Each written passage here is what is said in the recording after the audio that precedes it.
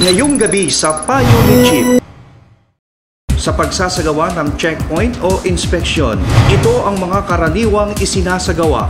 Dapat na may sapat na liwanag kung madilim na sa pagsasagawaan ng checkpoint. Siguruhin may nakalagay na warning signs, slow down, checkpoint ahead, o stop police checkpoints. At maging mga police office na siyang nagsasagawa nito.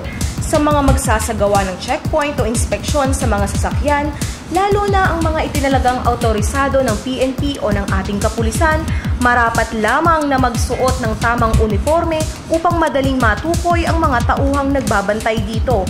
Sabihin kung bakit nagsasagawa ng inspeksyon, magtanong ng marahan at mahinahon. Kaya laging tatandaan na ang inyong kapulisan ay nagnanais na mabigyan kayo ng sapat na seguridad kung kayo ay maglalakbay o may pupuntahan. Hanggang sa susunod na edisyon ng Payo ni Chief.